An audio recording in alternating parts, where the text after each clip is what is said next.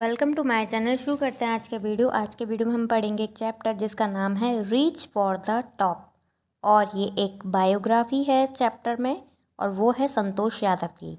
संतोष यादव एक माउंटेनियर थी और इनका बर्थ हुआ था 10 अक्टूबर 1967 में हरियाणा के रेवाड़ी डिस्ट्रिक्ट के छोटे से गांव जूनियावास में, और इन्हें अवार्ड मिला था पद्मश्री।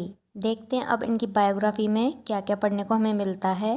ये वर्ल्ड की ओनली वुमेन रहीं जो माउंट एवरेस्ट पर 2 बार चढ़ी, और ये ऐसी सोसाइटी से बिलोंग करती थी जहाँ बेटे के जन्म पर खुशी मनाते थे, लेकिन बेटे के जन्म को कर्ज तो नहीं मानते थे, श्राप तो नहीं मानते थे, लेकिन उसका स्वागत भी नहीं करते थे।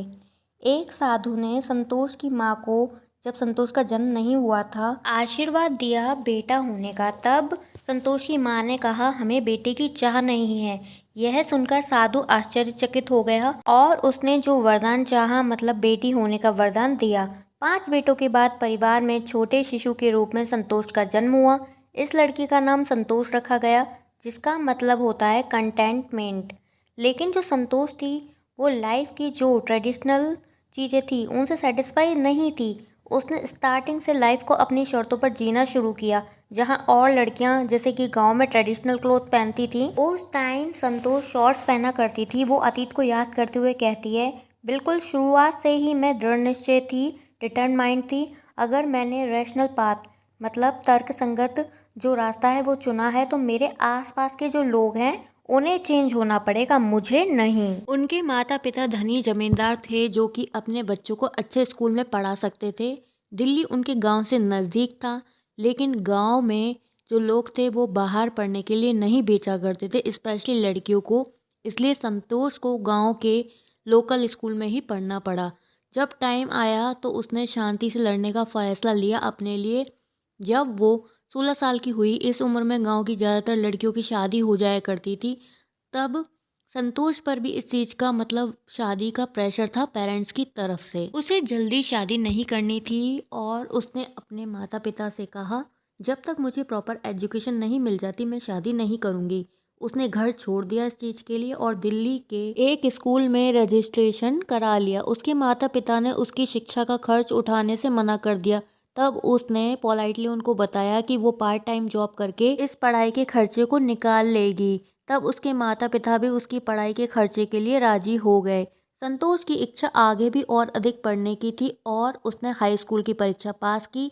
इसके बाद वो जयपुर चली गई और महारानी कॉलेज में एडमिशन लिया और कस्तूरबा हॉस्टल में एक रूम ले लिया। जो कस्तूरबा हॉस्टल था वो अरावली हिल, अरावली की जो पहाड़ियाँ हैं उसके सामने था। वो गांव वालों को अपने रूम से पहाड़ी पर जाते देखती थी और कुछ समय बाद वो गायब हो जाते थे। एक दिन उसने पता लगाने की कोशिश की कि वो लोग जाते कहाँ हैं। तब उसे सिर्फ माउंटेनियर्स ही दिखे, पर्वतारोही ही दिखे। उसने उनसे पूछा, क्या मैं तुम लोगों के साथ शामिल हो सकती हूँ? मुझे प्लीजेंट सरप्राइज हुआ। जो संतोष यादव थी उन्हें सुखद आश्चर्य हुआ, क्योंकि उन लोगों ने हाँ कर दिया था और उसे भी चढ़ने के लिए मोटिवेट किया। इसके बाद संतोष ने पीछे मुड़कर नहीं देखा और पैसे जोड़े और अपना registration Nehru institute of mountaineering, जो कि उत्तरकाशी में था, वहाँ के कोर्स में अपना रजिस्ट्रेशन या पंजीकरण कराया। उसका जो जयपुर वाला कॉलेज था वहाँ का सेमेस्टर अप्रैल में ख़त्म होने वाला था, लेकिन यह 19 मई में ख़त्म हुआ और उसको उत्तरकाशी 21 मई को जाना था। इसलिए वो वापस घर नहीं गई अपने, वो सीधे ट्रेनिंग ही चली गई और अपने पापा को माफ़ी के लिए एक पत्र लिखा, क्योंकि वो उनकी परमिशन के बिना ही उत्तरकाशी में अपना पंजीकरण करा चुकी थी। इसके बाद वो हर साल एक मिशन पर गई। उसकी पर्वत पर चढ़ने की जो स्किल है वो बेहतर और बेहतर होती गई। उसने ठंड और ऊंचाई के प्रति भी अपनी बॉडी में रेजिस्टेंस, मतलब प्रतिरोधकता विकसित कर ली और साथ में वो डिटर्मिनेशन भी थी चीज़ों को लेकर। जो कुछ उसने प्राप्त किया वो उसकी ईमानदारी का परिणाम ही था, क्योंकि 1992 में कहा उसने अरावली के पर्वतारोहियों से शर्माते हुए पूछा था, क्या मैं आपके साथ आ सकती हूँ?